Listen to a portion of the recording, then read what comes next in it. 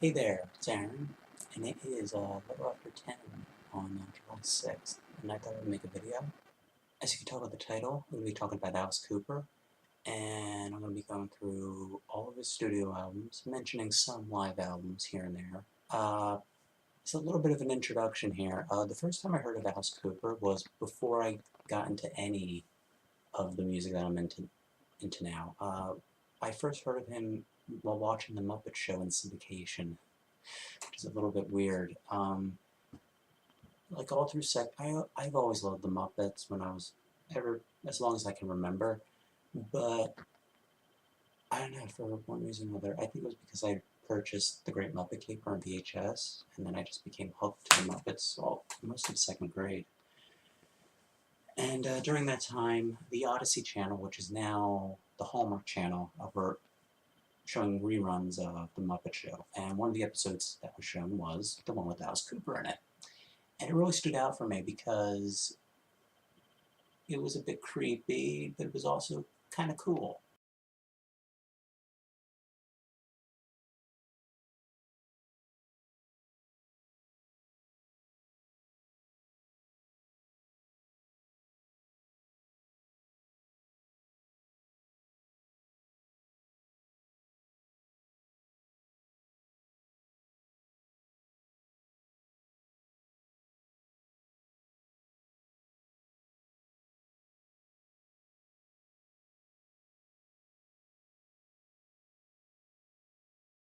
First album that Alice Cooper ever released was an album called Pretties for You.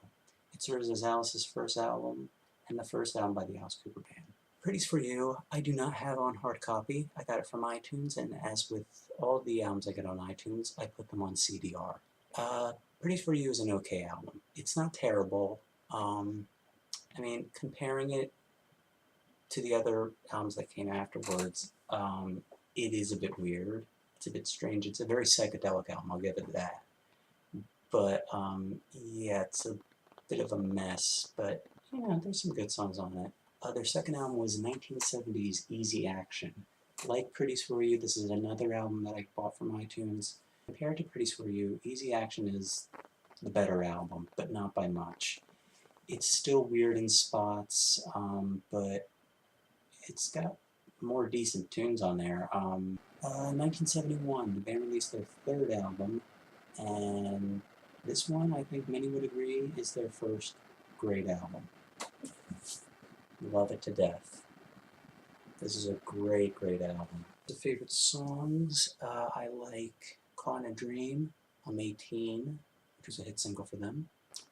Long Way to Go, Black Juju, Isn't My Body. My favorite song on here is Bout of Dwight Fry, which I think Alice has to play at every one of his shows, complete with Straight Jacket. Everything else here is good, but those songs I mentioned are the ones I like the most. Later that year, 1971, the band released another album, and some people consider this to be the best album that Alice has ever made. Killer. I don't think it's the best album he's ever made. This one actually took a while for me to get into, and but yeah, it's a great album. I like Love It to Death more, but this is a really good album too. It's pretty consistent, like Love It to Death, and as a follow-up, it's really good. The tracks here, the first side is just near perfect.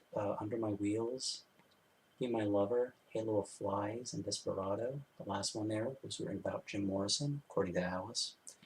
Side 2, you have You Drive Me Nervous, Yeah, Yeah, Yeah, Dead Babies, and I never really cared for the title track. I don't know. But, yeah, this is a great album. And I also have Killer on CD. And 1972 comes along, School's Out. This is a good album. Not as good as Love It to Death and Killer. There's some songs on here that are that could have been left off of here, but still, it's a good album, and it's very fun to own on vinyl. I mean, I have the CD copy, but see, with the CD copy you don't get the fun with the vinyl, and I'm sure many of you know what's special about the vinyl is that it folds out into school desk, which is pretty cool. In terms of the songs on here, the title track, one of Alice's most popular songs. Looney Tunes good. I like Blue Turk, My Stars, Public Animal number 9. Alma Matter's pretty underrated. Yeah, this is a good album. 1973 was when they finally hit the #1 spot. And that was with $1 Billion Babies. Now I have this on vinyl here. And I also have the CD, but it's the deluxe edition that came out in 2001. The only reason why I have this is because at the time I bought it in the record store, they didn't have the single disc version. This was all they had. So I had the money, I bought this. More on that later. I'm going to focus here on the vinyl first. Now of the albums that the Alice Cooper Band recorded and released, this one is my favorite. It's just a great album from beginning to end, and this was when the band were at their peak, I think. Now the vinyl here, it's a snakeskin wallet, and you open it up here. There's supposed to be pictures of the band here all separate. They're not on this copy that I have here. And then the fun thing here is you get a $1 billion bill. Isn't that cool? Before I go into the songs on here, I'm going to show the CD here. This is the deluxe edition, and it tries to replicate the vinyl. And in terms of favorites, Hello Hooray is good, Grape and Freezin's hilarious, Elected is great, the title track is a classic, Unfinished Sweet is a bit of an underrated song. It's a funny song about the fear of going to the dentist.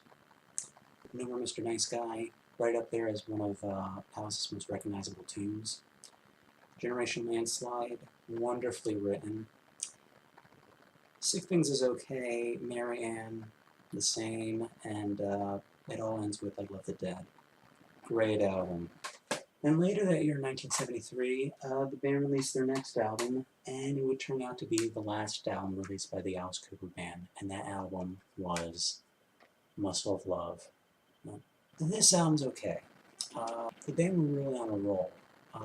From Love It to Death, Killer, School's Out, $1 Billion Babies, those were all great albums. But once they released Muscle of Love, it sort of stopped there.